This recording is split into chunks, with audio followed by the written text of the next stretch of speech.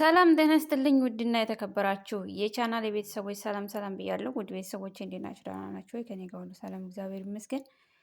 በእውነት ዛሬ ማምሻውን ማለት ነው ኤፍቢ ላይም ወይም ማንኛውም ሶሻል ሚዲያ ሲዘዋወር ወይም ደግሞ ጉርሻ ፔጅ ላይ ገብታችሁ እንግዲህ እውነቱን ማረጋገጥ ትችላላችሁ ማለት ነው። እንግዲህ ይሄ የሀገራችን ሁኔታ በዚህ ነው። እንግዲህ ሰሞኑን አይታችሁት ከሆነ ወንድማችን አዶናይ በእውነት ያኔ አንዳንድ ጊዜ ምን አለ መሰላችሁ፣ በእውነት በጣም ነው የሚያስፈራው ኢትዮጵያ ውስጥ ማለት ነው።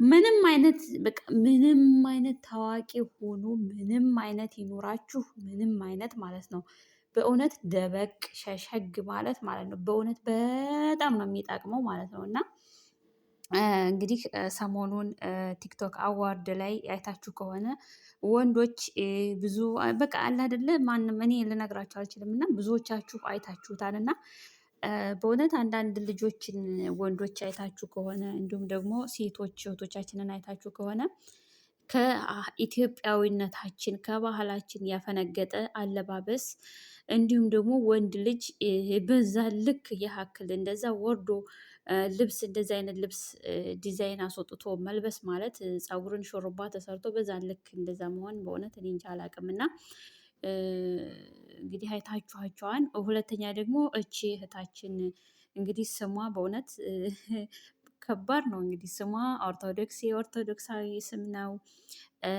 በቃ አለ አይደለ እንደዚህ ሆኖ ደግሞ አለባበሷን አይታችሁ ከሆነ 3 ሚሊዮን ብር እያለች ነበረ። እንግዲህ እኛ አብዛኞቻችን የመዳም ቅመሞች ማለት ነው እንግዲህ ሲኤን ላይ አፕሊኬሽን ላይ ብዙ ሰው አይቶታል ይሄን ልብስ እና 45 ሪያል ነው ወይም 48 ምናምን ዶላር ምናምን እየተባለ እውነቱ ሲወጣባት መጨረሻ ላይ ወርቁ ምናምን ምናምን ብላ ምክንያት ፈጠረች ማለት ነው።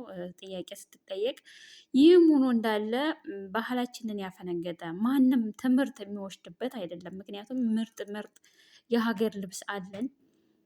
ይህን ያክል 3 ሚሊዮን ብር የሚያወጣም ሳይሆን በ15 ሺህ በቃ ኦልሞስት እስከ 50 ሺህ ብር በቃ ዝንጥ ያለ በቃ ባህሉን የጠበቀ ልብሶች አሉን። ሀገራችን ምርጥ ምርጥ ፈትሎች እናቶቻችን አባቶቻችን ሸምነው የሰሩትኝ ፈትል እያለን እዚህ እንደዚህ በመሆን በእውነት በጣም ነው የሚያሳዝነው በሀገራችን ላይ እየተካሄደ ያለው።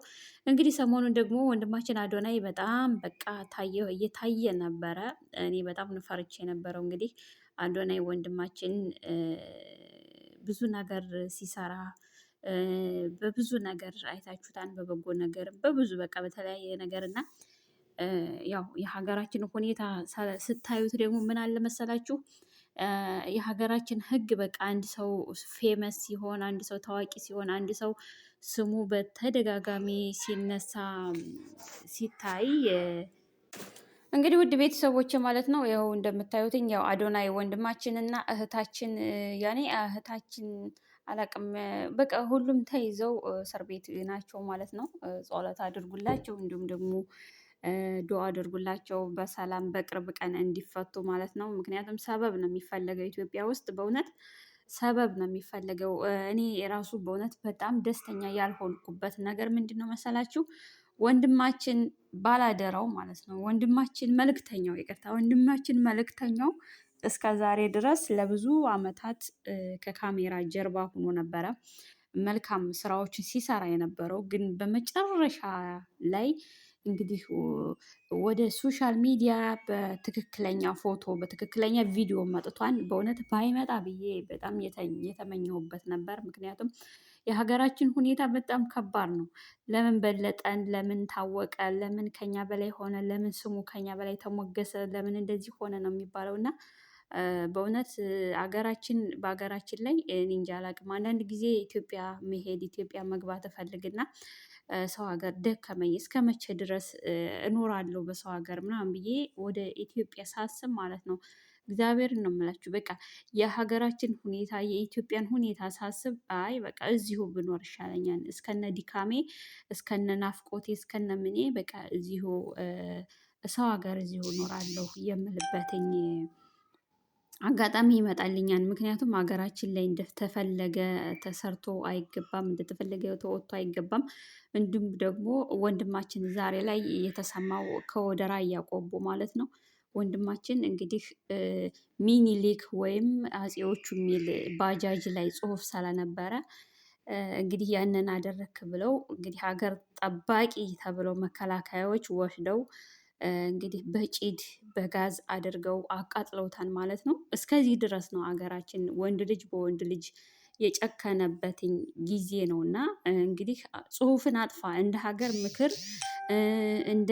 ምክር እንዲሁም ደግሞ እንደ ሀገር ጠባቂነት ምንድን ነው ማለት የነበረባቸው? ጽሁፉን አጥፋ በቃ ጽሁፉ የሚወስን ያኔ ጽሁፉ የሚገልጽ ነገር አይደለም።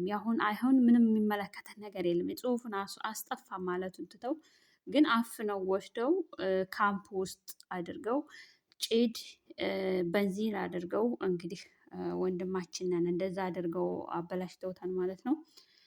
በእውነት እግዚአብሔር አንዳንድ ጊዜ ይህንን ነገር የሚያደርግብን እኛ እንድንማር እኛ ወደ እግዚአብሔር እንድንቀርብ ክፋትን እንድንተው ነበረ። ግን አንዱ ለአንዱ በቃ ክፉ እየሆንን ነገሮች እየተባባሱ በዚህ በ2018 እንኳን ሴት እህቶቻችን ጡታቸው ተቆረጠ፣ ተደፈሩ፣ አባቶቻችን እጃቸው ተቆረጠ። እንዲሁም ደግሞ ይሄው ወንድማችን እንግዲህ የቀን ስራ ሰርቶ ቤተሰቡን በሚያስተዳድርበት ቦታ እንግዲህ ወስደው እንደዚህ አደረጉትኝ እና ነገ ደግሞ ሌላኛው ደግሞ የዚህኛውን በቀል ነው የሚጠብቀው። እና በዚህ ደረጃ ባንሄድ በቃ ፖለቲካን እርግፍ አድርገን ትተን ፖለቲከኞች ራሳቸውን ችለው በፖለቲከኝነታቸው ኑረው እኛ በቃ እርስ በርሳችን ፍቅር ብንሆን እግዚአብሔርን ብሔር ሃይማኖት ሳንን እርስ በርሳችን ፍቅር ብንሆን እኮ ያ ሰይጣን ያ ጥላት እኮ ይቃጠላል ማለት ነው።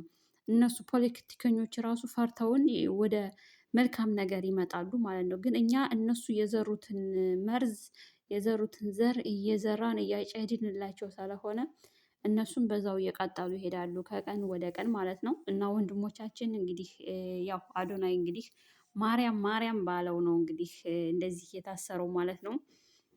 ያመንካት እመቤቴ የቅድስት ድንግል ማርያም እሷን ነጻ ታውጣ ማለት ነው። እንግዲህ እህታችንም እቺኛቱ ደግሞ ማነው ስሟ መቅደላዊት፣ እሷ ደግሞ እንግዲህ እግዚአብሔር ልቦና ይስጥሽ እህቴ ወደ መጀመሪያው ቀልብሽ። ምክንያቱም አንዳንድ ጊዜ ገንዘብ ስናገኝ ወይም ፌመስ ስንሆን ፈጣሪያችንን እንረሳለን እና ሁላችንንም እግዚአብሔር አምላክ እንግዲህ ሀገራችንን ሰላም ያርግልን፣ እኛንም ደግሞ ወደ ቀድሞ ፍቅር ይመልሰን። ላለው መልካም ቤተሰቦቼ ላይክ ሸር ሰብስክራይብ ስለምታደርጉልኝ እጅግ አድርጌ አመሰግናለሁ። አሁንም ላይክ ሸር ሰብስክራይብ ያደረጋችሁ አበረታቱ ማለት ነው። ሰላም